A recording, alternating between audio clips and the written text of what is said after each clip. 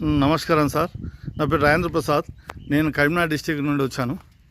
ఏం లేదు, మనం సీబాన్ గురించి మీకు తెలియపరచాలని మీ ఊరికి అంకిసాపూర్ గ్రామం, అంకిసాపూర్ మండల్, తంగలపల్లి డిస్టిక్, రాజన్న సిరిసిల్ల.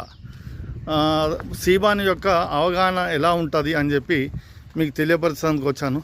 దయచేసి మీరు మాకు అమూల్యమైన మీ టైం కేటాయించిన చాలా చాలా ధన్యవాదాలు. ఇక్కడ ఏంటంటే గత 3 సంవత్సరాల నుండి మనకు వాడిన రైతులు కూడా ఉన్నారు. అందులో ముఖ్యులు మిస్టర్ మన మౌసన్ రెడ్డి సాబ్ ఉన్నారు. వారి మాటలలో తెలుసుకుందామని చెప్పి ఇక్కడ వచ్చాను. వాళ్ళ ఊరి రైతులకు కూడా సార్ ఒకసారి వచ్చి మా ఊరి రైతులకు తెలియపరచాలన్నారు. సార్ దయచేసి నమస్కారం సార్. మీ అభిప్రాయం ఎన్కార్బు ఏదైతే ఉందో ఆ అన్న చేతిలో ఉంది, దాని గురించి మీ అభిప్రాయం చెప్పండి సార్. మా అభిప్రాయం అంటే మేము వాడినాం, మాకైతే పంట ఎక్కువ వచ్చింది. అంటే 162 బస్తాలు అయినాయి ఒక 3 ఎకరాలకి. చెప్పండి సార్. 37 క్వింటాలు వచ్చింది ఎకరానికి 37 క్వింటాల పంట దిగుబడి వచ్చింది. అంటే నేను అనేది ఏంటంటే దయచేసి ఇప్పుడు ఈ ఎన్కార్బు వాడడం వల్ల మిగతా రైతులకు ఏ విధంగా సహాయపడుతుంది, ఏ విధంగా ఉపయోగపడుతుంది అంతే. దీంతో ఓకే, అవసరం పట్టది. ఎప్పుడు చూసినా నీ వరికి రోగం అనేది నిరోధక శక్తి ఎక్కువ ఉంటుంది. ఓకే, దీనికోసము వాడాలని యూరియా అనేది తక్కువ వాడతాం. యూరియా తక్కువ వేస్తారు, తక్కువ వాడుకోవాలి. ఇంకా ఇది బాగా మళ్ళీ వరికి చల్లినాం అంటే కోతకొచ్చే వరకు కూడా పచ్చదనం అనేది పోదు. వేరే మందులు చల్లవడం అవసరం పడుతుంది.